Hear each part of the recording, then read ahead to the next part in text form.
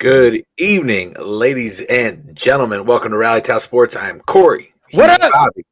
He is Bobby. We the Banker Boys. We the Banker Boys. Hell yeah. Sorry, I haven't been on here in like a week, so I'm fucking jacked. Let's roll.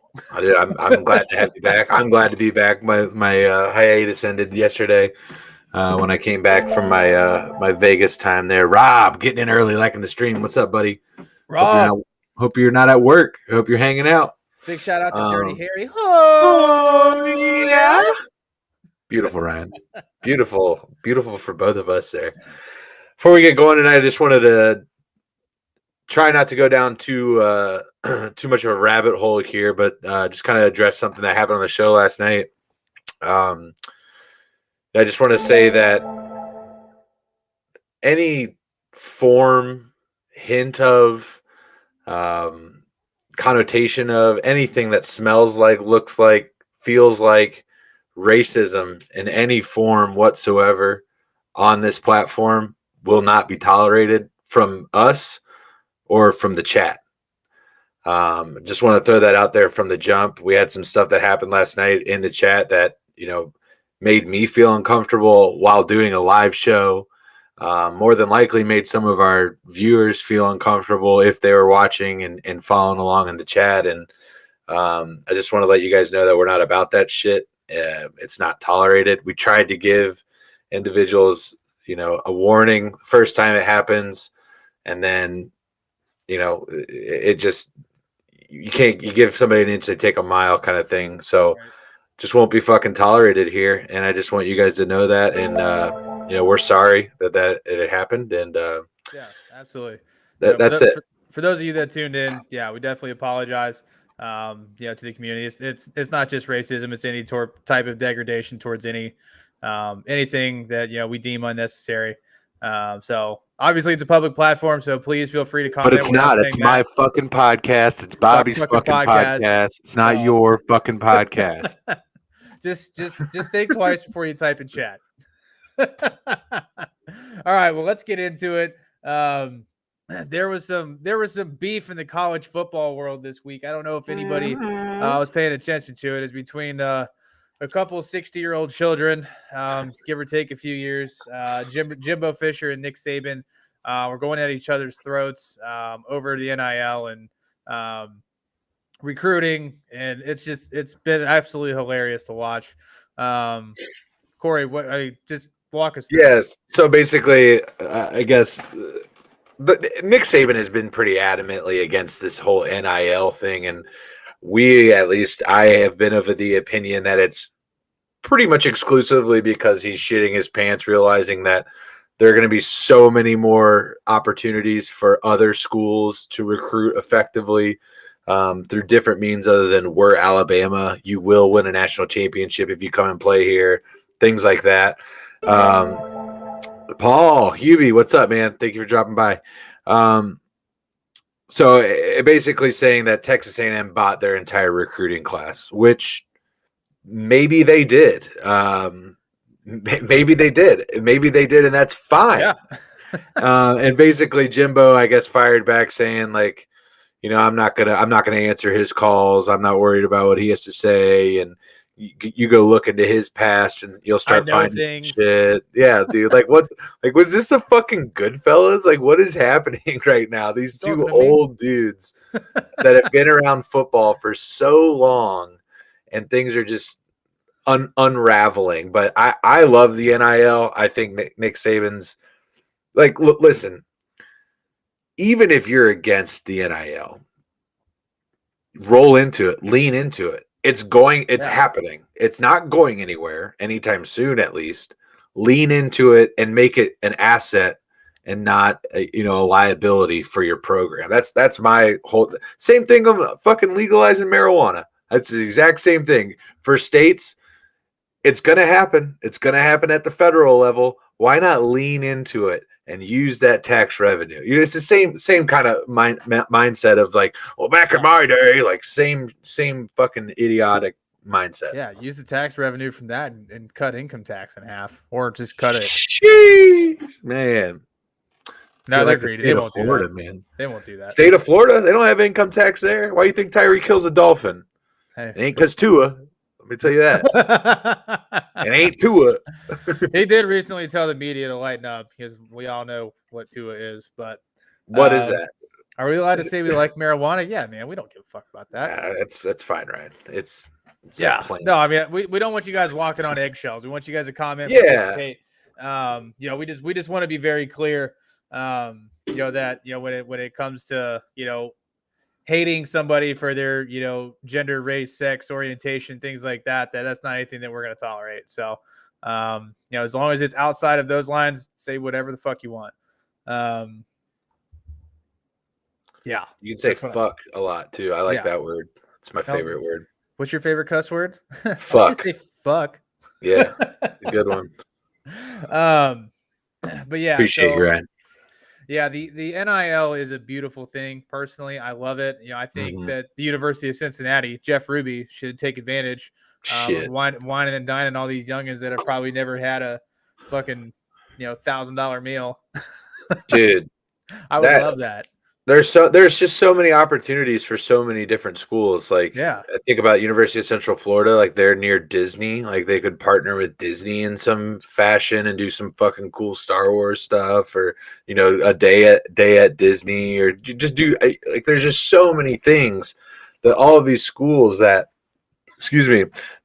haven't been able to compete because they aren't, they don't have the endowment, for instance.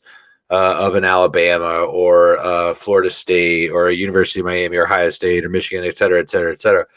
All of these schools that now can get creative and create things like the University of Florida, we'll keep talking about it just because I think it's the coolest thing that we've seen, this Gator Collective that they're doing, where it is essentially an entire fan-based organization that is affiliated with the university, and that they are running programs where fans can pay for experiences with the athletes, whether that's meet and greets, raffles for gear that's signed, walkthroughs of facilities, whatever. There's tons and tons of things that they can do. And the players that participate in that are getting paid for it. And they're acting as like an agency to go and get these players NIL deals, which is nuts. It's nuts, man. Like just going out and helping bring in different deals for these players. That's such an attractive thing if you're a recruit. Stewart coming with a comment. He said, as a Vancouverite, can we include the Toronto Blue Jays in things that offend community standards?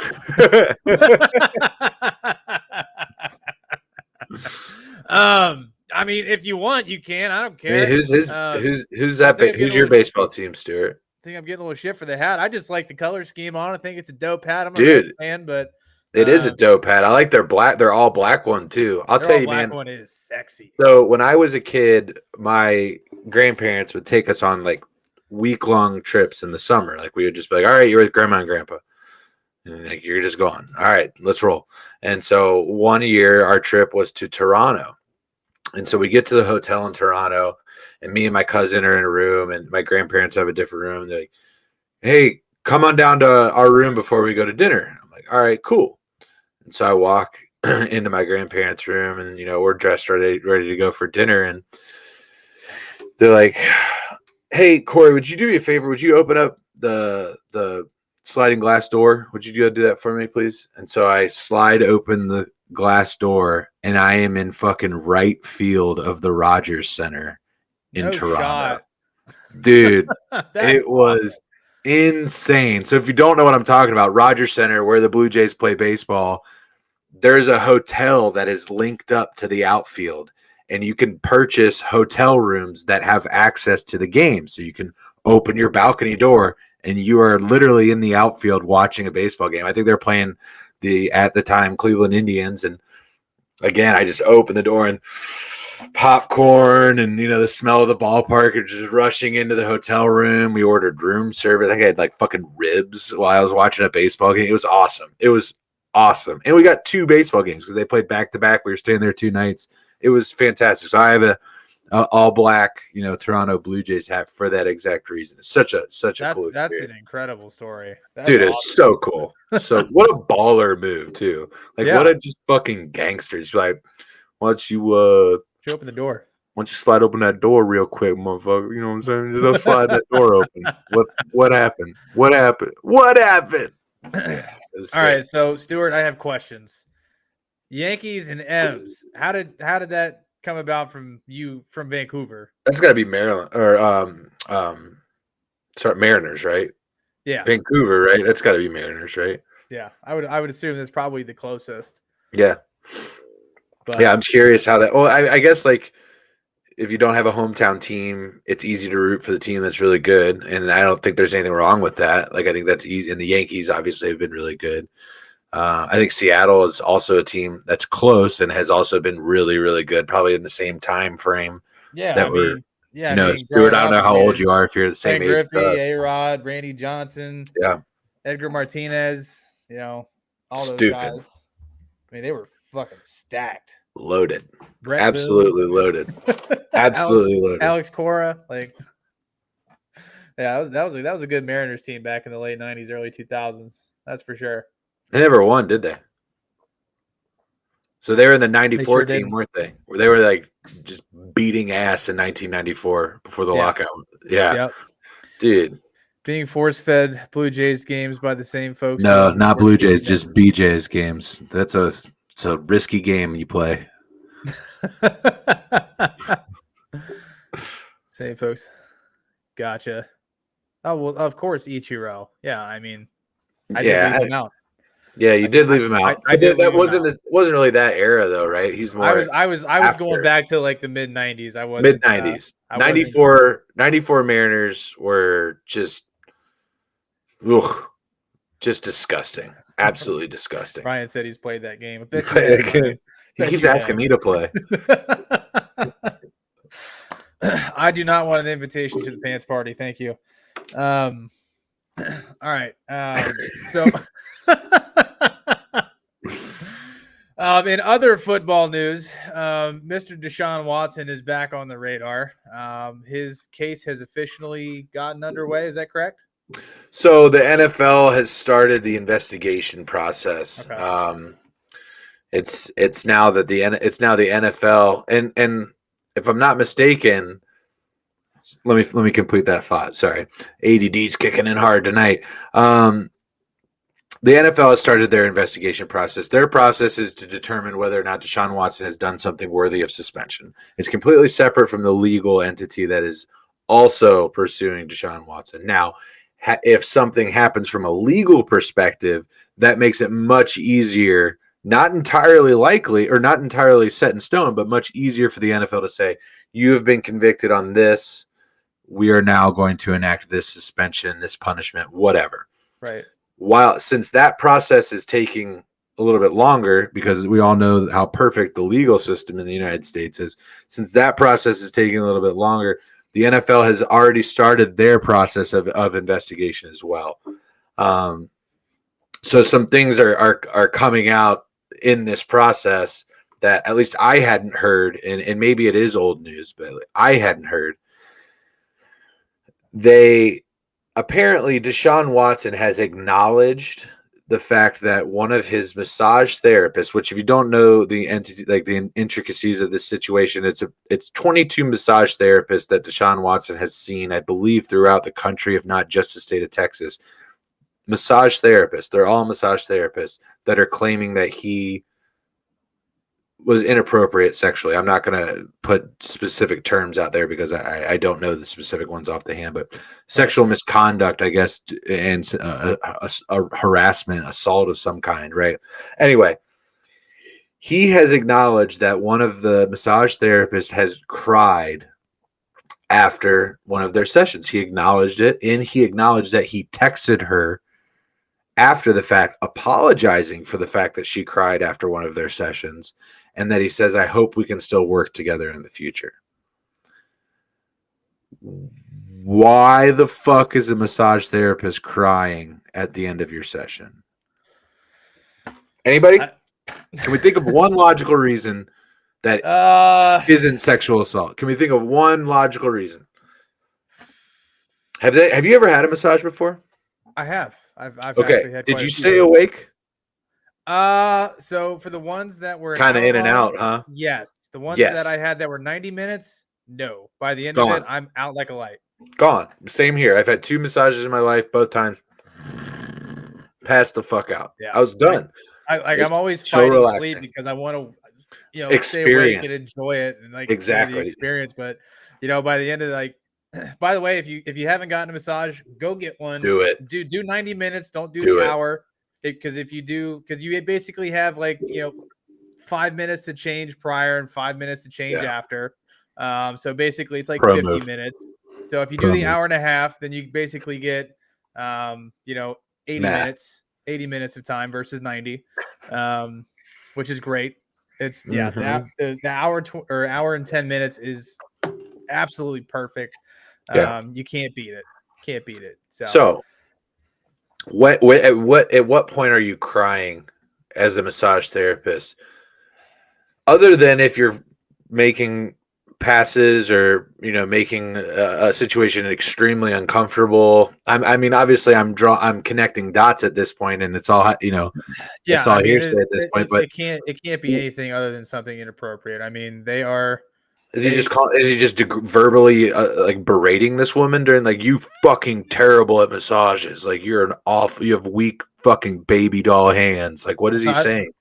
Right. Yeah.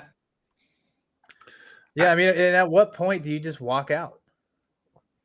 If you're her, you're done. Yeah, if you're done. Yeah, I think that's very easy to say from our perspective. I think to say, right. I mean, you know who you're dealing with, right? At the beginning of the session, who this person is. This particular institute is probably used to dealing with high profile clients. So I again, that's an assumption. I'm sure he's not going to some, Robert Kraft rub and tug place down the road. I'm sure it's a pretty high end establishment, right? So, anyway, that's not the only thing though.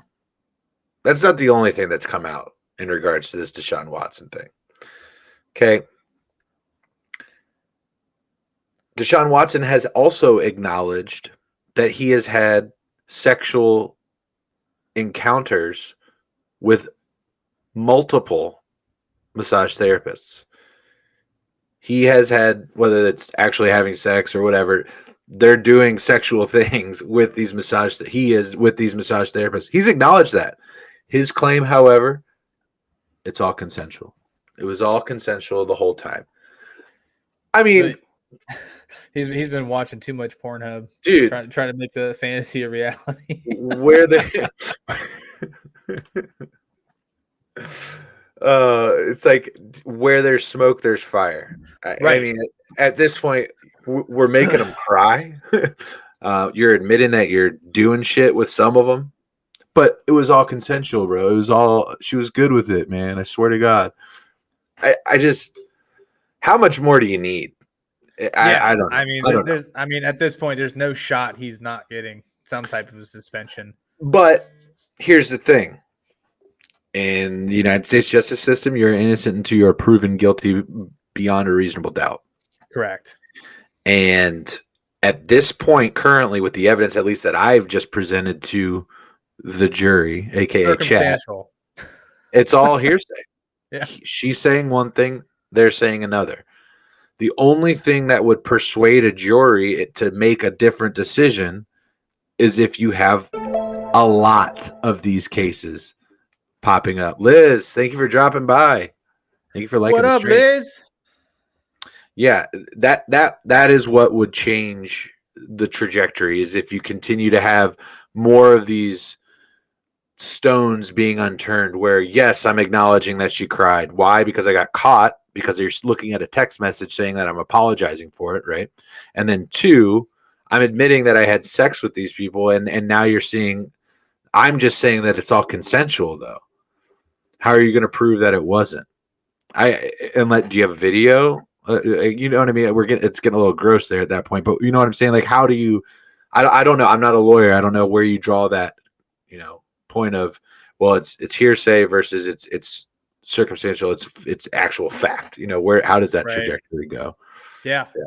I mean, we'll definitely see how it plays out. I don't know if any legal action will take place, but I think the NFL will take action if there's no legal action taken. So Based off of, you're saying that you think it could be, if no legal action is taken, the NFL will do that I believe he still because gets no suspended. legal action? Well, I think You're saying regardless, it's independent of that. Okay. independent, regardless, I think he gets suspended at least for some, amount of time this season or next season, depending on how long it takes the investigation to take place. I would imagine it would be this season. I can't imagine it would roll over into next year. I mean, there are a lot of people involved with this. I think there was 20 plus, like you said, massage therapists that were involved. So It's 22. 22. So I think the NFL, cracks down on him. I don't know. Like you said, there's not enough physical evidence to really, swing a jury, that's not gonna. When you sign up to be a juror, you have to be completely objective and, listen to the facts and make a What's up, decision Ted? based off of what's presented, not what you think. So Yeah, in a case like this, though, it kind of is what you think, right? What do you believe in your heart as a juror when you're hearing 22 people say things that, and it really just depends on the defense. Like, are they going to be able to trip these witnesses up to contradict themselves and make it to where they're Ted sharing the stream? What's up, man? Mr. Henry. Make it to where what they're saying lacks validity due to contradiction, basically, is where it goes. Right. I do like Stewart's first comment. We can talk about that. Let's take a look here. Stuart, I did want to get back to this. I am a little bit jealous that you had the opportunity to watch the M's in their prime, at least prime 90s. So I just wanted to throw that in there. He said with Watson's situation rightfully blowing up, seems to be a deafening silence regarding Jackson Carman's reported issues. So Jackson Carman is alleged on something of the same vein, regarding sexual assault. I don't of a really minor. know. Of a minor. Ooh. Mm-hmm. Yeah, that's not good. So this occurred when Jackson Carman was the incident allegedly occurred when Jackson Carman was at the University of Clemson, and I believe he was a sophomore at the time. I'm not 100% certain on that. Regardless, the individual, the victim in this case, was in high school and claimed that she knew she wasn't supposed to be going back to his dorm room and stuff like that. Her mom told her not to do it. She did it anyway. And when they did that, he made advances on her. And then, she, apparently, according to her, told him, that she didn't want to do it. And then they went forward with it. And she was uncomfortable with the whole situation, yada, yada, not yada, yada. I'm not trying to blow it off, but, without getting into too many details. There's reports. We won't get gross about it. Yeah, there are reports out there. You can go ahead and read it for yourself. I'm not going to go ahead and do that right now. But apparently she then told some of her friends about the situation. A couple of years had gone by. Then in 2020, before he's about to get drafted, the situation comes up. They reported to the Clemson Police Department. At that time, the Clemson Police Department decided that there was not enough evidence to press charges. So no charges were pressed against Jackson Carman. Looking at the why didn't they press charges behind any of this? And Liz, we are talking sports. We're talking about two professional athletes that are convicted, or not convicted. Not convicted, accused. They are accused of committing sexual assault. So you look into why Clemson Police Department did not press charges at that time, and the reason is because when the police department interviewed the friends in question that she had supposedly talked to after the incident, what she had said that she told her friends versus what her friends had said that she told them were very different. They were very different. There's a lot of contradiction in the way that things were presented from her versus from her friends, these witnesses to the post incident reaction of her and the things that she had said. So due to that contradiction, due to the fact that there wasn't consistency in these allegations, the Clemson Police Department decided not to move forward with pressing charges against Jackson Carman. And I honestly think that this is me putting a little bit too much faith in the legal system. If these charges had been presented at that time, again, we're talking about over 2 years ago, I feel as though there would have been more recourse at that time. Again, I could be putting way too much faith in our very flawed legal system when I say this, but I really feel as though this would have moved further, but I don't know. Just based on the reports that I read, the contradiction really killed it. Yeah, I mean, best recommendation, if anything like that ever happens, report it immediately. Regardless of who. So much easier said than done. Like obviously, it is. Yeah. That's coming. I mean, we're two from white male dudes. perspectives, right? But obviously 2 years, details are going to get fuzzy for everybody. Yeah. So especially, I'm assuming there was drinking involved that evening. It was actually in the middle of the day, apparently. Was it? Yeah, they went to the grocery store. He bought some groceries. They went back to his apartment, and then there you go. See, shows you how educated I am on the situation. Let's take a look here. Stewart said Roethlisberger got 5 games per victim based on allegations. Just saying. Yeah, I mean that's why I'm saying I think Watson's he's gonna see some time suspended. I just don't know how much. So obviously it's become a much more highlighted issue in the NFL in recent years. Obviously, I think all of that, as far as domestic violence and sexual assault, started disgusting for not trying to make it any lighter of a situation, but started in the AFC North. You had Ben Roethlisberger with sexual assault, you had Ray Rice with the domestic abuse, knocking out his girlfriend. I mean, and then you started. Ray Lewis killed a guy. Yeah, I mean, before that, I don't really remember there being any big headlines, involving NFL players that were not in those types in that of light. issues. Not in that light. Yeah, those issues specifically. Right. But yeah. So, kind of I want to bring it back to actual, on the field here. Let's just throw out a hypothetical. Baker Mayfield is still on the roster for the Cleveland Browns right now. Correct. Okay. He's still under contract through the year. They control where he plays right now. Let's say Deshaun Watson gets an 8-game ban. Let's just say it's 8 games. Suspension, rather. Baker Mayfield starts for the Browns for the first 8 games. Baker Mayfield balls out. Let's say the Browns are 7-1. Let's say they're 6-2 going into that week 9. I would even say 5-3 would be. And Deshaun is coming back. What are you yanking it out under Baker? Are you pulling it out? What if you're in first place and tied for first place in the AFC North at this point? What if you're in the driver's seat? What do you do? Yeah, I mean it's a great hypothetical. Obviously one that there's a lot of people talking about right now. At that point, Bruce, what's up, baby? What? I don't get no love. Just talk for Corey. All right, fine then, Bruce. Oh, there we go. We'll see when you go out and visit Bruce. When you go out and visit him, he throws your name out first. Right. I was in his state, Nevada. Did you talk about that? Did you talk about your trip? I did. I'm an open book. Whatever you want to know. Nah, we'll talk about it in a little bit. I'm going to answer your question. Las Vegas was fun. There Yes, you go. that's I picked up on that. But no, it's a great hypothetical. You know, if the Browns are in first place or tied for first or even in contention, 6-2, 7-1, and Baker starts the first 8 games, do you pull him? No, you don't. There's no shot that you pull him because the chemistry with the team at that point, would be so hard for a new quarterback to slide in and be successful. Now, I think Deshaun Watson is way more talented.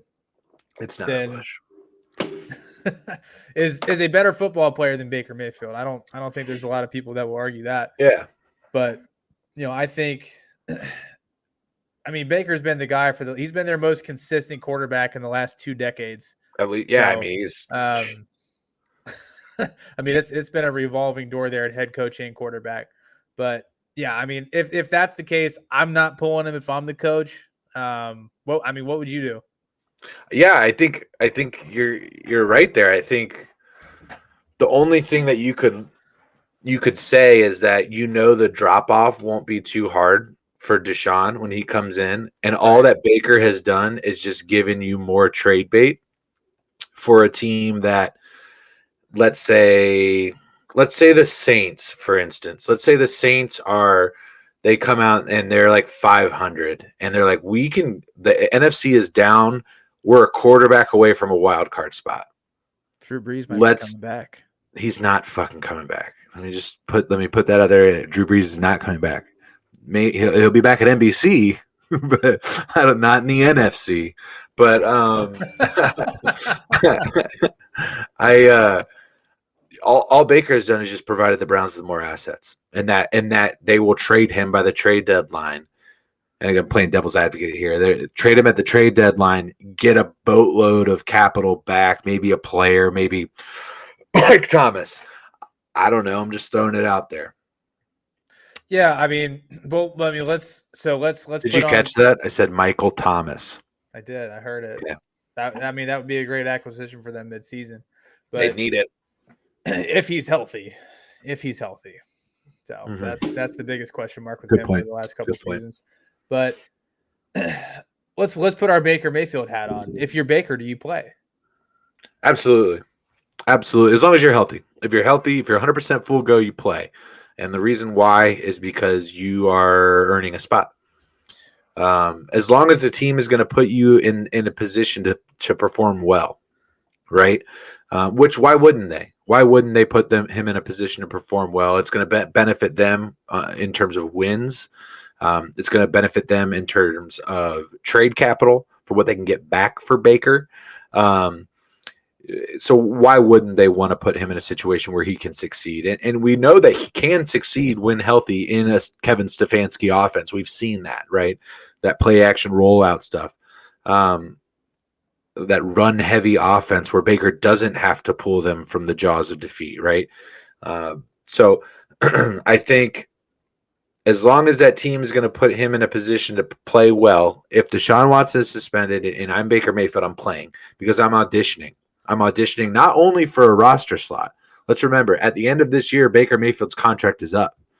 And if he goes into negotiations based on the last season's performance, he's going to be paid significantly lower than if he goes out and balls for 4, 6, 8, whatever games and just absolutely lights it up. You know what I'm saying? So it's a much different level of pay. And I think Baker's the kind of guy that's going to bet on himself. I think he's proven that through his college career as well. Obviously walking on at Oklahoma. So I'm excited to see how it goes down for Baker. And, Joe Burrow was on the Full Send podcast. Just came out yesterday or something like that. I just finished it this morning. And, he talked about the Baker Mayfield situation. They asked him about it, and he's, Baker's going to land on his feet. He's an absolute baller. He openly admitted he's like, the Browns have fucking shellacked us. I've never beaten them. Feels like every time we play them, Baker absolutely balls out. And, and on the same note, he's like, Deshaun Watson's the kind of athlete that you can't walk away from. So he understands why the Browns went after Deshaun as well. So sure. Yeah. Yeah. Bruce, thank you for Corey's highlights. It's actually 100% accurate. Bruce is a fucking a memory of an elephant right now. Beautifully done, sir. Didn't know they had good memories. Are you serious? No, I didn't. It's like caterpillars wear a lot of shoes. Elephants have great memories. You didn't get the first part. That joke just went. No, I mean I got it. They have a bunch of legs. I get it, a bunch of feet. Just drier than drywall right now. Look at you. All right. Comment from Stu. Mr. Happy Endings gets suspended. What do you think the odds are that Baker's shoulder requires further rest? Write out the contract and screw over the Browns in terms of draft comp. I think Corey just touched on that a little bit, and I want to say that I disagree with him, but I don't. I don't think it benefits Baker in any way, shape, or form to not play if he's able and has the opportunity. Because I mean, it's gonna put him in a better position financially, and from a playing perspective as well. He's gonna be much more desirable. I mean, I would still say that even if he comes out and he plays poorly, he would still suffice as a backup role somewhere. I think he would definitely have that talent, but I don't foresee that. He's going to come out with some fire. He's going to come out and ball out as long as the Browns can stay healthy. Because obviously last year we saw what happened. Yeah, and I think the only aspect there that I'll highlight there from Stu's comment is that it's if his shoulder is healthy, right? Like if he's not healthy, if he's not 100%, if he doesn't feel like he can play at the best of his ability, don't step out on the field because then you risk the opposite. You risk of even playing worse than you did last year with a team that has less weapons. The offensive line isn't as good. The Browns' interior defensive line, one of the worst in the league, actually now. The Browns' interior defensive line is ranked one of the lowest in the NFL. The offensive line took a couple steps back. Obviously, no OBJ, no Jarvis Landry. Your number one receiver, Donovan Peoples-Jones, and Amari Cooper. Good, but not what you had, in my opinion. That I'd rather have OBJ and Jarvis Landry than DPJ and Amari Cooper. It's just a fact. So that's the only situation I foresee Baker not stepping out on the field if presented that opportunity. Now, maybe the Browns are like, sorry, no, we're not going to play you. We're going to play fucking McCown or whoever their backup is now. I can't remember. So.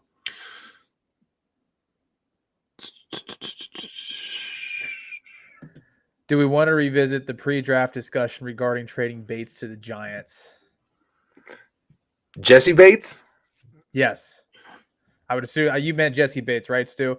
And while we're waiting on that comment, I said, bang on, Corey. I'm Baker's agent. If I'm Baker's agent, I tell him to sit. It just depends. It's a tough one, man. It is tough. I mean, could he play the Ben Simmons card and say he wants to make sure he's 100% healthy and take care of his body? Sure. I mean, he definitely has that card because he played most of the season last year with a absolutely just shredded shoulder. And here's another thing. If I'm Baker's agent, I'm already talking. He better fucking be talking to other teams already, asking them, "Do you want to see something before you offer up for Baker, or would you rather him just stay and be healthy 100%? Right? Do you know what you're going to get, or do you need an audition? What do you need? I'd be figuring out what other teams are looking for, and there's nothing wrong with his agent going out and doing that right now. His agent isn't an employee of the Cleveland Browns. Right. That's the purpose of the agent is to have those. Actually, yeah, have those conversations. He should be on the phone with everybody that's going to be in need of a quarterback. Obviously, you've got a few select teams that don't, but unless there's like a substantial injury, mid-season to one of the top guys, everybody else is for the most part set. So, and he said, yes, Bates has no leverage and now a potential problem child. So he just doesn't want to get free. He just doesn't want to get franchise tag next year, right? Said he won't play. So he's been franchise tagged. He's franchise tagged this year. He said he didn't want it again next year. Is that he doesn't want it again next year? But I also I am 100% confident that Jesse Bates will play this year. I do not think he's going to sit out. These are OTAs right now. These are voluntary workouts that are happening with the team right now. At what point are you showing up for work when you're not getting paid? I'm asking everyone in the chat right now, and Bobby, you as well. When do you show up for work when you don't get paid? It's different. I know people are. It's few and far between. I've done it, but not I very know. often. But and you're then you start looking at other guys on the team, right? Like there are other people in the team that are they're in different situations in their career than Jesse Bates is right now. Joe Burrow shows up. Well, yeah, Joe Burrow has 3 more years under his contract, right? T. Higgins, Jamar Chase, Joe Mixon, Sam Hubbard, all of these guys that are showing up right now for the Bengals at these voluntary workouts, they all have multiple years of contract left. Let's say Jesse Bates goes to OTAs. Okay. Let's say he tears his Achilles at an OTA practice that he's not getting. Cohen. That he's not getting. Dude, that is just fucking awful. I feel so bad for Terry Cohen. God, that dude. Yeah, we'll talk about him in a minute. But yeah, I mean, it's a great. Tariq Cohen's a great example of what can happen. He wasn't even at OTAs. He was at his gym. He was at his gym working out. One of his boys was filming it, and you just hear the, and it's like, I didn't even watch it. Somebody just told me about it. I'm like, I'm good. I don't want to watch it. Listen, like, so Jesse, I've seen enough of them. You don't really see much. It just it's just the sound. He just lurches. Oh, I watched it with sound off. Yeah. Jesse Bates wants to be one of the highest paid safeties in the league. And the only issue with that is that Jesse Bates didn't play like one of the highest paid safeties in the league during the regular season. Jesse Bates absolutely played like one of the highest paid safeties at the time when it mattered the most, down the stretch, the last 2 weeks of the season, through the postseason, into the Super Bowl. Jesse Bates played amazing. The Bengals are concerned that they're going to get into a contract that is not going to allow them to be more flexible down the road. So I don't think that they're stopping negotiations. Just personally, I don't think that they're going to be like, it's not going to get into a stalemate situation. I think everybody in that organization wants Jesse there for a long time. A lot of people are pointing to Dax Hill, the first round draft pick that the Bengals. Oh, well, there's Jesse Bates' replacement. Forget you not, my friends. Right. There's another safety on the roster that is done after this season too. His name's Von Bell. Von Bell's done too. I think the plan from the onset is drafting Dax Hill and pairing him up with Jesse Bates for the long term and having one of the best safety tandems in the league. I think that's the long-term plan. So I don't have any issue with Jesse sitting out OTAs. I have no concern about his ability to get in shape, anything like that. So I think he's just doing what's best for him, and who can blame him for that? I think the Bengals should make a competitive offer, and if he decides he doesn't want to take that, then that's up to him. Yeah. No, I mean, it's a great point. Yeah, I mean, he's young enough to where it's not gonna take him, 6 months to get in shape. Three solid months. Yeah. From probably beginning of June to September. Maybe even July to September. Just getting in shape. I mean, he'll be fine. Yeah. But yeah, no. Appreciate all the comments coming in, guys. Keep them coming if you have anything that you want us to discuss and talk about. Appreciate all the likes so far as well. If you're in here and you haven't liked the video, please make sure that you do so. Yeah. For those of you interested in the NBA realm, the Celtics and the Heat just tipped off about 20 minutes ago. Corey's going to get us a live score on that here in just a moment. Stu coming in with a comment. Bates is the one who walked away from extension discussions last year, anticipating that with the free agency defensive ads, he'd be in the position to top Adams' contract. Said he'd play pissed off and then didn't ball out. Sorry, another comment rolled in. This is Bruce asking me about my number. Since then, he's been ostensibly replaced by Dax Hill. I'd rather they trade him for picks and use the 16 mil to sign Shredder and others. Interesting perspective. What's your number on roulettes? I don't play the inside, Bruce. I play the outside. So I don't have a number. But if I did, it'd be 6. That's the date of my wife's birthday. And it always hits for some reason. So she's a lucky gal. More wisdom one. So so I would not. I'd rather pay Jesse Bates 20 mil or 16 mil. I'd rather pay Jesse Bates $18 million. Jesse Bates is the captain of that defense. He is the leader of that defense. He is the guy that is calling everything out at the line of scrimmage. His ability to track the ball in the air, to cover sideline to sideline is so hard to find in the league. I would just rather what you have in Jesse Bates. You know what you have. And you have a top 5 safety in the league. He deserves to be compensated like a top 5 safety. At this point, I think it's the years that they're worried about. I think the Bengals would rather stick to a 3, maybe a 4-year extension. Jesse Bates, I think, wants a 5-year extension, which is tough to give to a defender. That's a tough contract to shell out to a defensive player.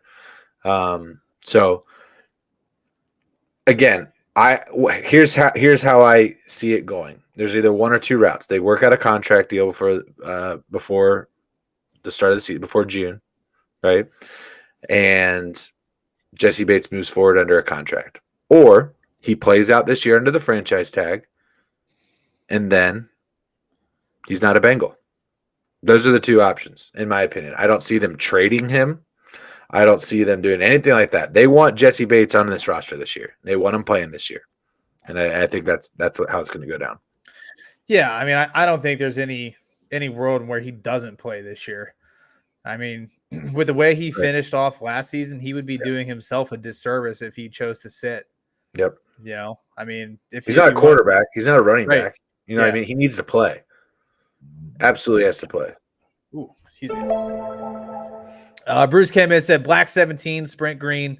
Jaden, what's up, buddy? 0. Mr. Teal, how we doing today? What it do? What it do? Bates rated the number 37 free safety. According to who? Yeah, where's the statistic pulled number from? 37? You're telling me there are bench players that you would start over Jesse Bates? Even if that rating is accurate, it's not a reflection of who's the best free safety in the league. Because according to that data, there are 5 free safeties. Excuse me, there are 5 free safeties that don't start that you would play over Jesse Bates. That's silly. That's silly. Yeah, I don't think that statistic is credible. Maybe he is. I mean, maybe it's like a Pro Football Focus rating, or maybe it's something like that. But I mean, it's okay. So how many teams have multiple safeties that you would play over Bates? Good luck. I don't know. I have no idea. First of all, I don't know safeties that well. I don't either. I don't fucking know. Ed Reed. Yeah. I don't know. Today has been great. Jaden, what'd you do today that was so great? That's what I want to know. Did you get your license? Need to work on my schedule.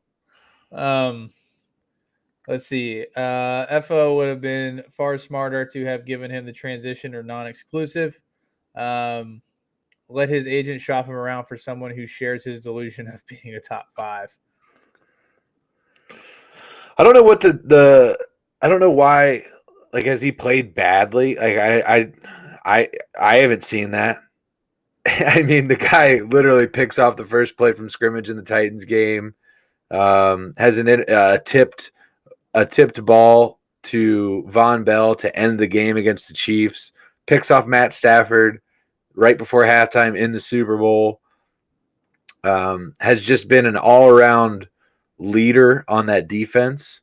If you could just watch some of the highlights where Jesse Bates is on the far right hash, the ball is thrown to the left sideline and he covers that ground while the ball's in midair and breaks up the pass. The guy lays himself out for the team every single week. And I would like to have 5 more Jesse Bates on that defense. He's just would you rather all right, here's a question. Would you rather 2 Von Bells or 2 Jesse Bates? Which would you rather have? I understand they play different positions. Von Bell plays up in the box a little bit more, stops the run a little bit more. I can appreciate that. Jesse Bates can knock a motherfucker out too, though. He can hit people. I'm just saying. Sorry, Stu said he's only had 2 of his 4 seasons where he's ranked in the top 10 for his position. It's a matter of consistency. So half of the time in the league, he's a top 10 safety. Pretty good. Pretty good. Yeah. I would be so in the 2 it's also not. Here's the thing. Would he have any injuries? Was he? He's not that injury prone. And here's the thing about rankings and how it works out with money. They're not the same. They are not the same. Look at the same. Here's a contract I want you to look at. I want you to look at the Jarvis Landry contract. I want you to look at the Sammy Watkins contract. Go look at the money that they were paid at the time of their contract corresponding to how their play on the field looked and where they ranked on the field. Go look at it right now. Look at the top paid wide receivers versus the top performing wide receivers. Go look at the top paid X versus the top paid Y. Whatever it is, go look at the position at what they're paid versus what their value is and what their performance is. They're not the same. That's not what that's about. Contracts are extended to players based on the market, where the market for that position is. Do you value me as your number one? Do you value me as your starter? If yes, this is my market value. And it's based on what that motherfucker got last year and what that motherfucker got the year before. And I am just as good, if not better than that person. I deserve to be paid. And it's as simple as that. It has nothing to do with Jesse Bates actually being a top 3 safety. His market value right now, when you are signing a safety, is top 3. That's how it works every single time. Every single time. Yeah, I mean, I've never really thought about it like that, but yeah, I mean, you make a great point. But look at when Matt Stafford. Look at when Matt Stafford signed his contract. Was he the best quarterback in football? Come on. We had Tom Brady, Drew Brees, Aaron Rodgers, Peyton Manning. They were all in the league at that time, boys. Ben Roethlisberger, all these motherfuckers in the league. And Matt Stafford was the highest paid quarterback in the history of the league when he signed his contract. They're just not the same. Yeah. It's different. Yeah, it's different. Jaden, well, congrats on picking up 2 more $40 yards, man. That's awesome. Way to get after Hell yeah, dude. Give it up for Jaden. If you're in the west side of Cincinnati, you need your lawn mowed. He does the weed whacking, the edging. He's gonna mow your lawn. He's gonna blow it off with the leaf blowers and make it look real nice. You hit up my boy Jaden Teal. He's gonna take care of your lawn for you. This boy's out here grinding. Grinding. Absolutely. Hustle. You watch Cat Williams? You ever watch Cat Williams stand up? Very long time ago, not anything recently. Did you see the Hustling tour where he comes out to Rick Ross hustling? No. Oh man, you got to check it out. I'll drop it on the page later. It is one of. I'll pull it up and drop it. I do enjoy Mr. Cat Williams. So fucking funny. Funny motherfucker right there. But Stu said, ask the Hawks how happy they are investing so much in the safety position. Yeah, I mean, I think there's a little bit of hesitancy. Now you just need your license so you can pick up more. Well, when do you get it? When do you get your license? Is Sean driving you around everywhere? But yeah, I mean, Stu, you make a great point. The safety position is not a position that I feel has been heavily invested in, outside of a few select people, in the NFL, in the last 10 years. I'm trying to think of like some super big contracts that safety's got, or just, obviously defensive backs, outside of like guys like Darrelle Revis and, Richard Sherman. Like those are really the only 2 that I can think of off the top of my head that got monster deals as defensive backs. I'm sure you can tell me some more, Stuart. Well, I get that point, but here's another thing that we have to consider: their salary cap is moving significantly after this season. Significant movement because of the new TV contract that has happened. It's going to be the largest increase in salary cap history. So there's going to be a lot more money available to teams, and there's just going to be more space. Also, I'll say we've said it once. We'll say it again. The salary cap is a myth. It's not real. Yeah, yeah, it is a fictional. It is a fictional character in the game of professional football. But as I wrote on my blog there at rallytellsports.com, the Taylor Way, I think is the name of the blog. Salary cap isn't real, but what is real is an ownership's willing to spend and reach into their own pockets. And what I mean by that is owners can spend as much as they want as long as they restructure deals down the road. We're going to reallocate these funds into a signing bonus. We've talked about it millions of times on here, but you're going to reallocate these funds away from what would normally be a cap hit. I'm going to extend you for 1 year, basically, and then reallocate a lot of the money on the back end that was supposed to be salary. I'm going to give it to you now as cash. We're going to wipe our hands of that, and that's going to free up, some time for us to go ahead and move forward with signing other players. So there are ways to get around this. All right, yeah, absolutely. I got it for you. Okay. I don't know if the sound's going to come through. Are you hearing it at all? I am not. Are you hearing it? No?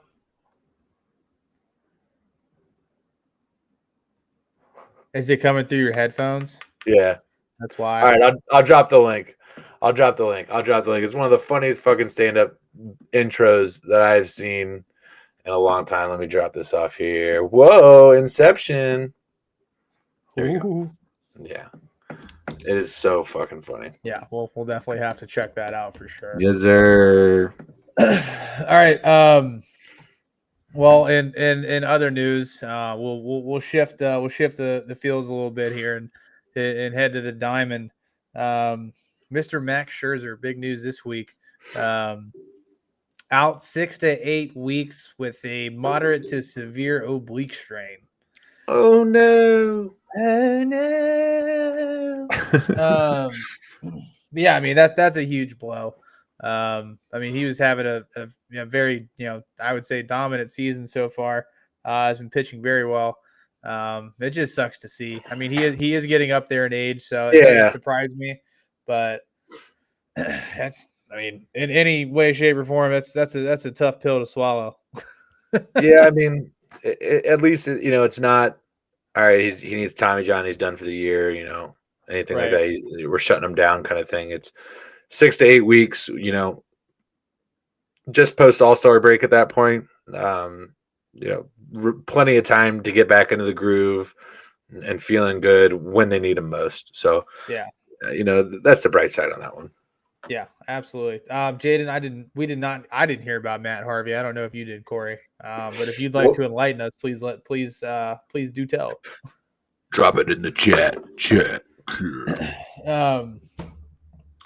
And then in other news, the Reds are actually playing good baseball right now.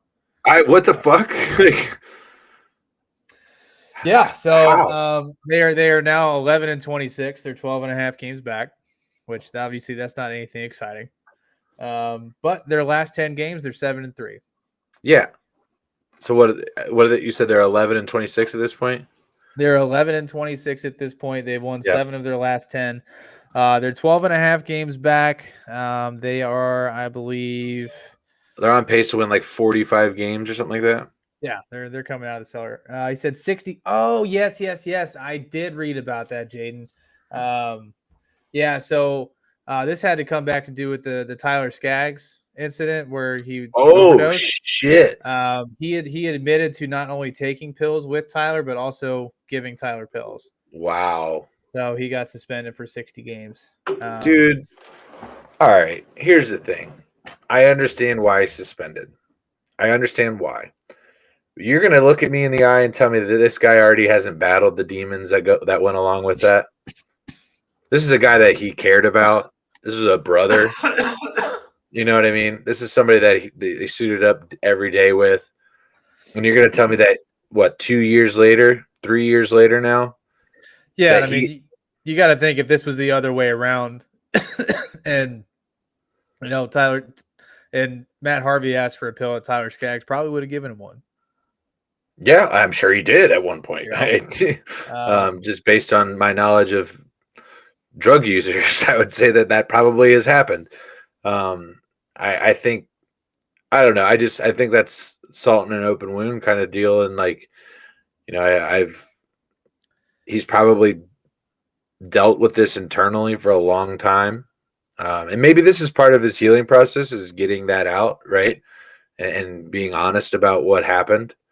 Because he knew right when it happened, right? And he's dealing with that in here. And man, that's just tough, man. I almost just said that's a tough pill to swallow, and that was still said it, but yeah, my brain is stupid sometimes. There you go. No, it's okay. I think I had alluded to it. Not trying to be insensitive in any way, shape, and form, but yeah, it's not trying to be exactly literal. God damn it!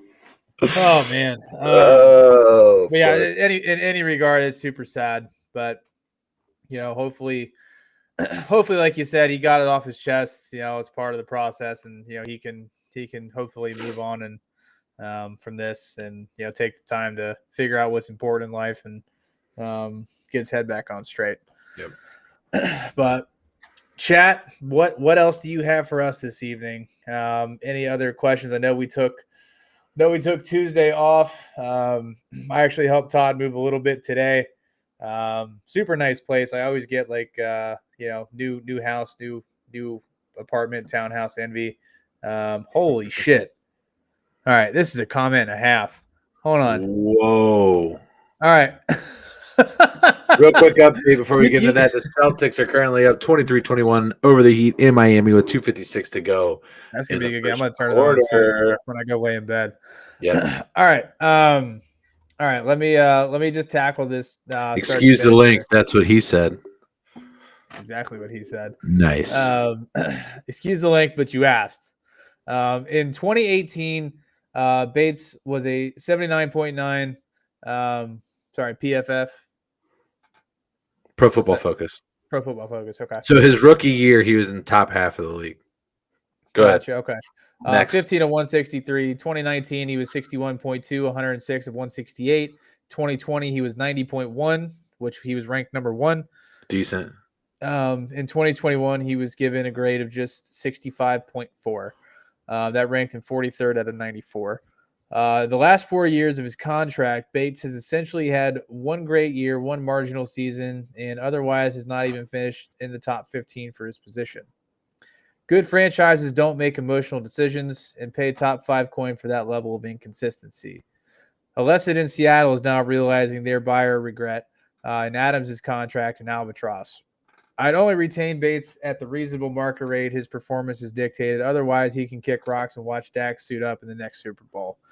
One Seahawks safety, Jamal Adams, 17.5. Viking safety Harrison Smith at 16 mil. Broncos safety Justin Simmons at 15.25. Buda Baker at 14.7. And Bears safety Eddie Jackson at 14.6 via sporttrack.com. Thoughts? My thoughts are that the market for a safety is about $14 to $16 million right now, and that's what you're going to pay for Jesse Bates, and I'm comfortable with that. I'm completely comfortable with $16 million a year for a guy that I know doesn't suck. I'm so okay with that, because the opposite of that is so much worse. It's so much worse. Think about the way that this league is going right now. Think about what everyone in the draft just did. They all invested in everybody invested in either wide receivers or top-end defenders, guys that can take the lid off or guys that can keep it on. And if you have a guy that you know can help keep that lid on, you keep it. You keep it. We don't know what Dax is. We do not know what Dax Hill is yet. We think we do. We think he's going to be really good. We're very happy that he fell to the Bengals at 31. Doesn't mean he's going to be good. He could be shit. He could be awful. You don't know. You know Jesse Bates is good. Pay Right. him. Pay him. It's as simple as that, in my opinion. The devil you know versus the one you don't. You can mitigate your risk by paying a guy that you know has performed well, and he's done a really good job for your team over the last 4 years. And don't say the last 4 years of his contract. He was a rookie. This is on his rookie deal. This guy is balling out. He was a 4th-round fucking draft pick. This dude is balling for what you've already invested into him and paid him now. What you've got on that ROI, he earned that contract. Yeah, I 100%. mean, Stuart, I understand your perspective and where you're coming I from. totally get it. It makes Um, from a numbers perspective and just that, it makes sense. But there's so much more that goes into it. Yeah, because I Sorry. mean, you got to think. Would you rather, like Corey said, would you rather face the devil you don't know, or would you rather sign the guy that has proven that he can be the number one safety in the league? And he had flashes of that basically in the last quarter of the season last year. Last 2 games of the regular season and the entirety of the playoffs. That production is something that he is capable of. In his last game of the Super Bowl, he played very, very well. Up to that point. So, I think he deserves the 14 to 16 range. But whether or not the Bengals want to spend it, that's a different question. I don't think it's about the money per year. I really don't think that that's what it's about. I think the Bengals are fully willing to give him $14 to $16 million a year, and I think Jesse Bates is asking for $14 to $16 million a year. I honestly think that that's fine. I think the Bengals want to offer him a 3-year deal, and he probably wants a 5-year deal. That's where the impasse is, in my opinion. And it's a larger contract and all these things, but they're tied up for a longer period of time. And he wants guaranteed money towards the end of that contract to make sure he still has income coming in, which, duh, who the fuck wouldn't want that? Right. It has nothing to do it's with. not about the dollar amount. It's about the It's structure of not. the deal. It's not about the yearly amount or the cap hit. It's about how long that cap hit lasts. 100%. Yeah. No, that's a fair point. Stewart said Marcus Mays signed for $7.5 million and would have been more than sufficient. So go ahead. You're not insufficient. That's not where the Bengals are at right now. Like, oh, he'll work. Like, that's not what we're doing right now. Yeah, I mean, I think, Stuart, I think right now the Bengals have realized that this is their time to win. The next 3 years, if they don't come out, as a Super Bowl champion, it will be a complete failure. At least in my eyes, if I'm it's the only option right now. That's what if I'm a do. Bengals fan, I am throwing the kitchen sink. I am throwing whatever money is necessary to keep the best guys and get rid of the guys that aren't the best guys and bring in better talent. And here's the thing: is there's something to be said about continuity, especially on a defense. They play as a unit. They play together. And Stuart, I know that we're having a dialogue here, and I just want to let you know I appreciate the conversation more than anything. So thank you very much. But there's something to be said about continuity on a defense. You have to trust the guy that you're playing next to, that he knows what he's doing, and that that he can perform well and pick up the slack. Maybe you need to sprint in and take a risk on a play action that you think they might hand off, and he's got to be able to cover that until you can get your ass back into that deep flat or in that deep quarter, right? There's certain things about playing with guys for an extended period of time that you can't just plug in and plug out different players. I know the Bengals have seen success with that as of late. When you're thinking about guys like Cheeto Awuzie and Trey Hendrickson, and obviously Von Bell has been very, very positive. Mike Hilton has been very positive. But when I'm going to scratch off Trey Hendrickson off that list because he has one job: go get ball, go get quarterback. That is Trey Hendrickson's job and his only job. That's all he has to do. He's not Trey Hendrickson ain't fucking dropping back into the flats, right? So I can understand that there has been some success. But when you have a guy that has been the core that you have been building around this defense, and Jesse Bates is the core that they have been building around on that defense, he and Sam Hubbard are the only two left on that defense from Marvin Lewis era. So let's not confuse that. I really think that there's a lot of value in retaining that core. And at this point, again, I'll reiterate that it's not about the money per year. It's about the length of the contract. Yeah, for sure. Yeah, I don't know if you watch Simon Sinek or watch any of his content. He's professional, like what do you call that? Like speaker. He Motivational drops speaker. professional speaker. Drops a lot of knowledge. He said he interviewed one of the recruiters for the Navy SEALs, and asked him how he put teams together.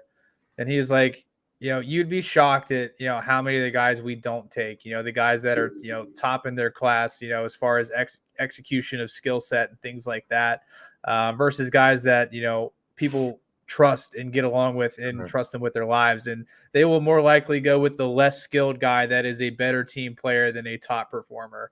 So that just goes with the basis of continuity. Like, you don't always have to have the best talent to get the best result. Sometimes you just have to get the right people together in the right scheme, the right chemistry to have success. I'm not saying you don't have to have talent, because you Toddy! do. Aw, Toddy! Toddy. This game, Todd. Yeah, Hi, Simon buddy. Sinek. He's great.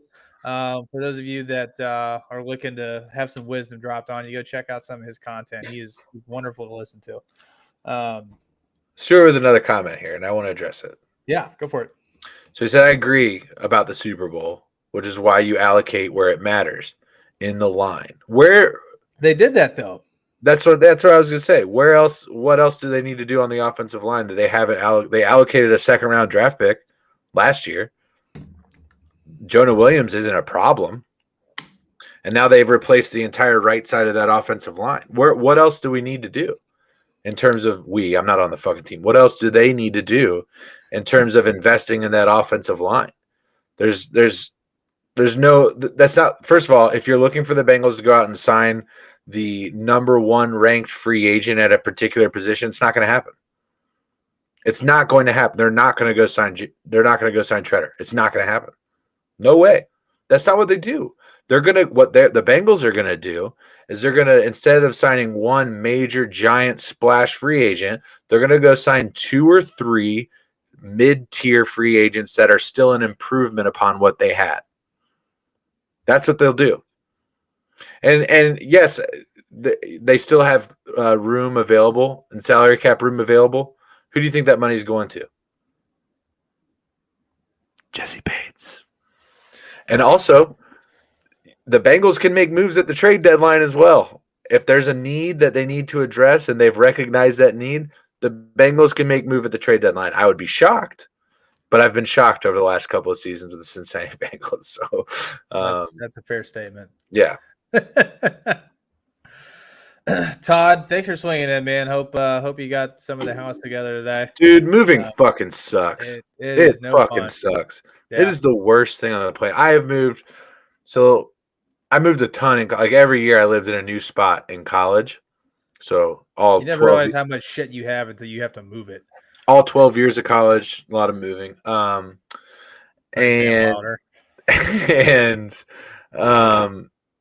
I moved home after college. 6 months in, I was like, I can't do this anymore. I moved to my own spot. A year later, I moved to Salt Lake City, Utah.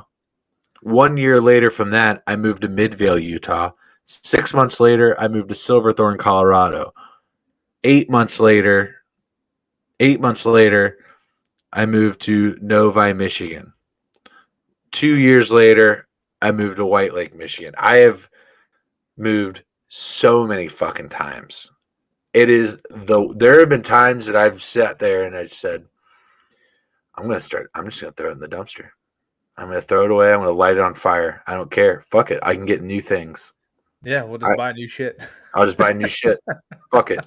What? You didn't know this place came furnished? There you go, dude. See ya. I'm out of here. Right. Yeah, no, I've since I graduated college, I've moved 1, 2, 3, 4, 5 times. Dude. I moved, from the townhouse back home. I moved from home to Dayton. Then I went from Dayton to Florence, Kentucky. Then I moved from Florence back up to Westchester. Then I went from Westchester up to Columbus. Fuck me, man. That's wild. And I did most of that myself, with the exception of the move from Westchester to here. I paid somebody to move the big shit because I wasn't doing it. We are a snowball rolling down a mountain right now. My family, and as we roll through life, the mountain is life, and as we roll, we just keep picking up more fucking snow. More fucking snow. Every move is bigger than the last. More shit. Every move is bigger than the last. It's fucking nuts. Yeah.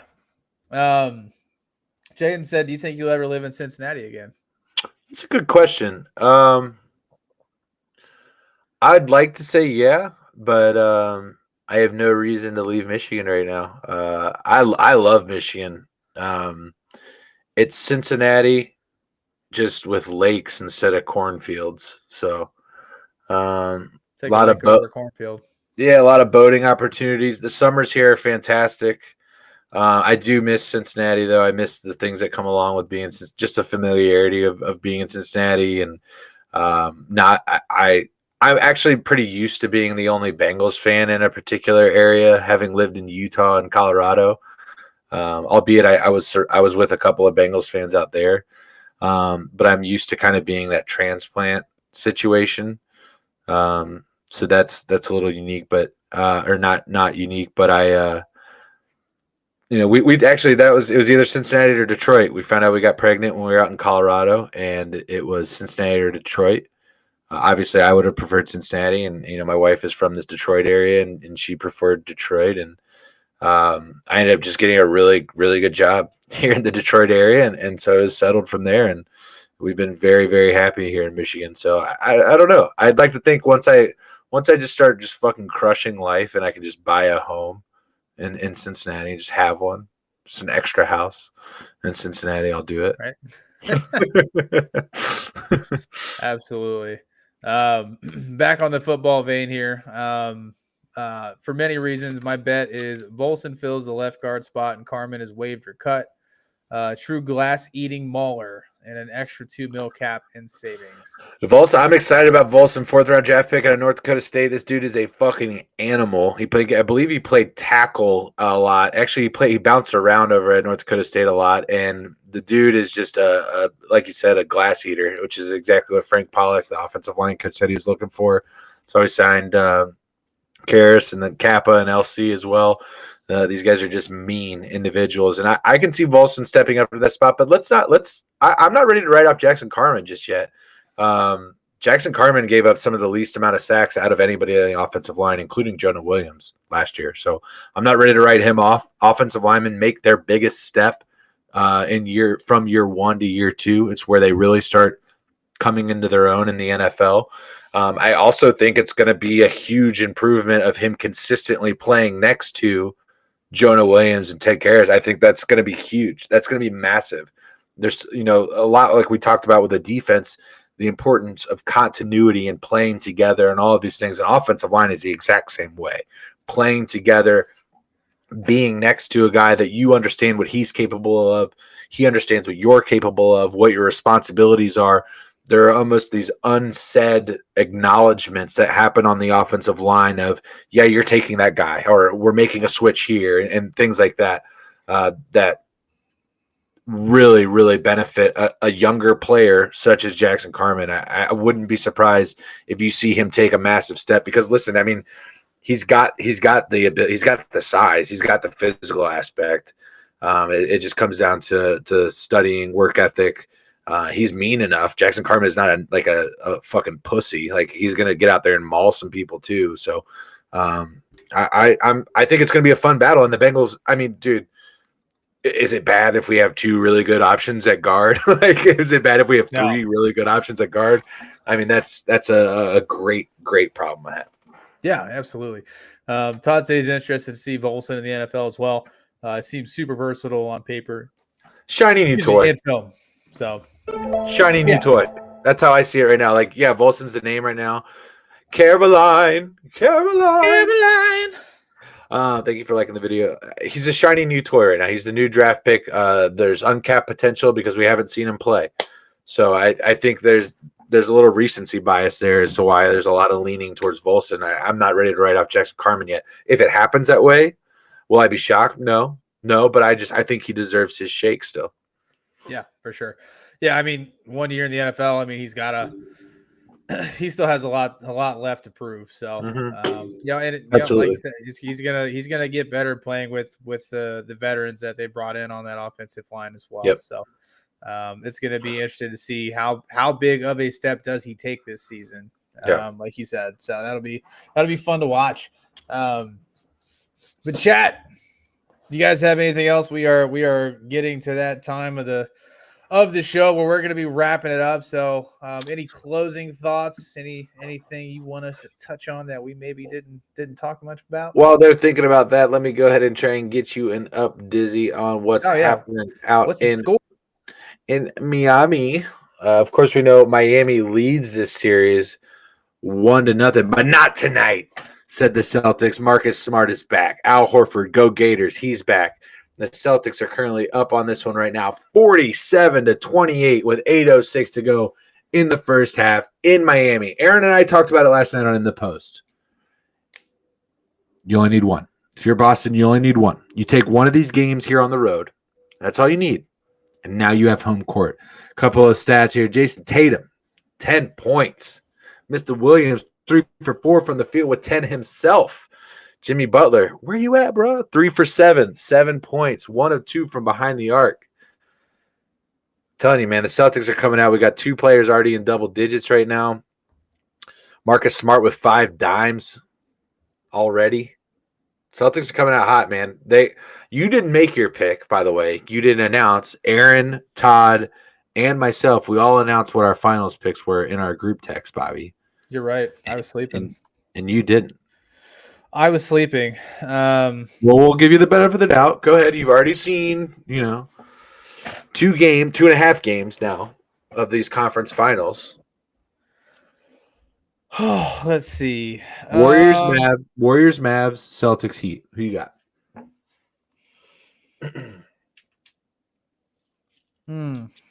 I'm taking Celtics, Mavericks. Okay, so you're with Aaron. You and Aaron are in the same boat. Celtics, Mavs. We all have the Celtics, by the way. We all have the Celtics winning the East. The Warriors. I think the Celtics they're just too fucking good, man. I agree, but we also talked about this last night on the show. Is like, if it ends up being Heat Mavs or Heat Warriors, would we be shocked? No. I think we have 4 really good basketball teams. Would I be upset? No. Yeah, I think it'd be a lot of fun. Like if I get to watch Klay Thompson, Steph Curry, and Jimmy Butler and Tyler Herro go at it, like that's going to be a really fun finals. It's going to be really, really fun. Yeah. And I get to watch Eric Spoelstra and Steve Kerr go against each. Like, this is fucking great. Like 2 of the best coaches in the league. That's amazing. Yes, please. I will say we didn't talk about this last night. We should have. Jason Kidd, man. I mean, give it up for the dude. An unbelievable player and even better coach. I mean, just amazing. Absolutely amazing. So, and we are like, are the Mavs good? Like, are they really good? Like, we were talking about that last night, obviously, before the Warriors went out and did they thing last night. Yeah, they crushed. They took care of business for sure. Steph was feeling it, man. He was at home. He was in his zone, dancing around, doing his thing. When he gets in that zone, there's no shot you can beat them. Nope, none. And that's what we said. We didn't really see that in the series against Memphis. We didn't see that. If he plays like that, the Warriors are going to win. But I would love to see Luka go to the finals. And take on Jason Tatum and the Celtics. I think that'd be a really fun series to watch. It would be a lot of fun. That would be a really good matchup, first of all. But I would take the Celtics in like 6 in that matchup. But I would much rather see just the scoring potential out of the Warriors and the Celtics. That would just be a lot of fun, in my opinion. Be 137 to 139. And I am a huge Klay Thompson fan. I think he is more important to the Warriors' success than Steph Curry, in my opinion, just because of all of the things that he does. And you just see it when Klay is off, that team just does not perform well. Yeah, I think we noticed how big of a piece he is when he was been hurt the last 2 seasons. Yep. They haven't played well at all when he's not in the lineup. So, I mean, I think he makes a very, very big case for being I won't say more valuable than Steph, but maybe just as valuable to the success of that team. I agree, 100,000,000%. A couple of comments roll through here. Adeniji and Prince would be welcome to join him on the bus. He's talking about Jackson Carman and Vols. These, sure, yeah, guys, look, you need depth. You need depth at the offensive line. One of these guys is going to miss a game. They're going to miss at least one game. I promise. I'll take that. Somebody's going to go down. Every I'll take that bet right now. Gets bumped and bruised throughout the season. So I will take that bet right now. One of these offensive linemen will miss at least one game. I bet I'd give you 10-1 odds. Minimum $100 bet. Ryan saying just joined back and we talked about the Jesse Bates comment. We talked about Jesse Bates extensively tonight. I didn't expect to go that route. I'm happy we did. Stuart, thank you for that dialogue. That was awesome. If Curry wins another championship, I'm gonna cry. That's from Jaden. That's from Jaden right now. That's why. Why would you be upset? I think people are just fucking tired of it. I get that. I understand that mindset. Like, dude, just enough. I'm done. Move on. I need somebody new. We kind of talked about this a little bit last night. Like, we're in that phase right now. Like, it's clear Steph isn't Steph of like 4 years ago, right? It's not the same player. LeBron is not LeBron of 4 years ago. No. We're Chris Paul, same story, different player, right? We're in this phase of the league kind of moving into a new era. And who is that one that's going to kind of take the mantle? Who's going to be the face of the league? And we talked, about different reasons why, it should be Giannis, but it won't be. It should have been Zion, but it's clearly not going to be. He doesn't have the work ethic. There's tons of reasons. I'm almost convinced we lost Bobby. We lost Bobby, and he'll come back, but I'm going to hold it down for you. Here he comes. Here he comes right now. Should we let him back in the stream? Kind of like this right now, being all by myself. What do you guys think? Oh, see this shit? Yeah, a little road rash. Oh, yeah, we'll let him back on. All right, we let him. Yeah, we let him back on. I was like sitting there like, oh, there's Bobby, but I was like yelling. Oh, you're screaming at me? Like, let me in! All of the power. But we just kind of talked about, who's going to step up, and Ja. It could be Ja, but he's hurt all the time. There's so many unknowns about the face of the league and who the face of Jason Tatum. Is it Jason Tatum? We talked that he's our favorite.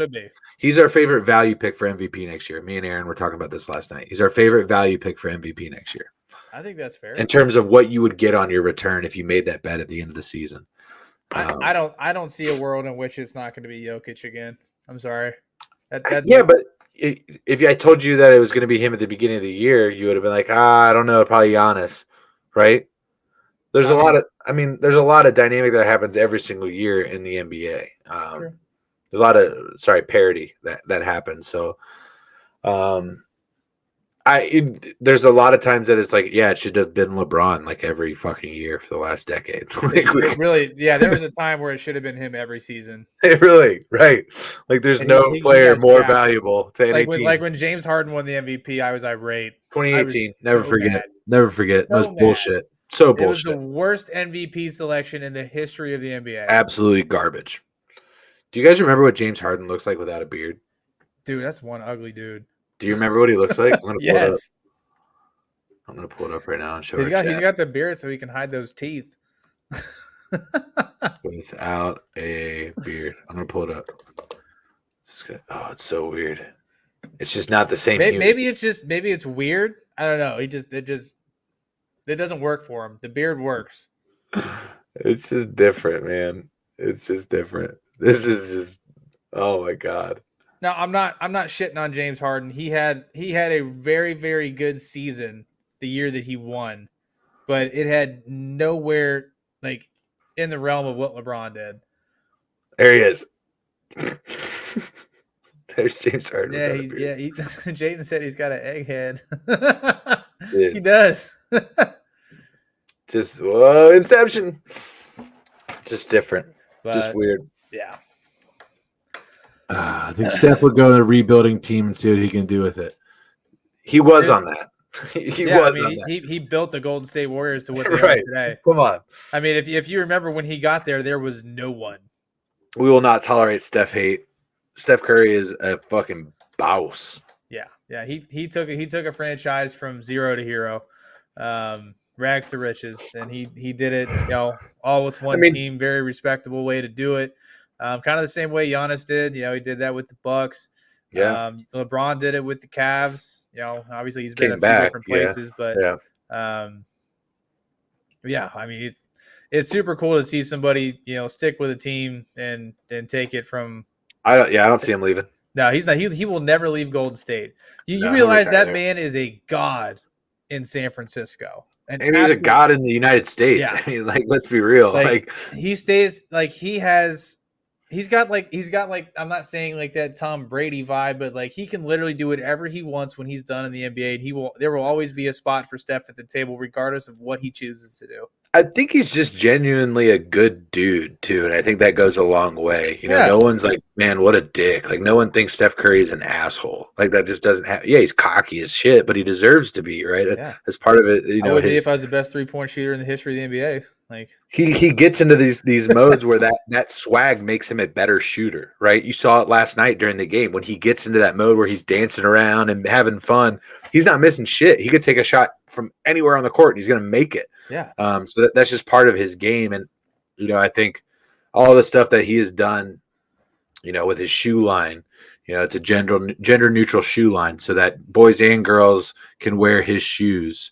He's a due to his daughter and putting her up on the podium. He's tons of little girls that are Steph Curry fans now. So he's just a good human, and it's really cool seeing one of the best basketball players in the league having that. So yeah, his wife looks pretty good too, Jaden. All right. All right. Yes. I mean, he's Steph. Wouldn't obviously, right? He's Steph Curry. Yeah, she's a very attractive. She's a looker. Yep, she's a looker. Oh shit. Oh man. All right, chat. We're gonna leave you with that. You guys have a wonderful, wonderful weekend. Hopefully you can sit down and watch some of these playoffs, and hopefully the Reds will continue to play some good baseball. I don't know if jury's still out, but appreciate you having us. Obviously, Corey, myself, we love you guys. We'll see you Tuesday. Thank you. Peace.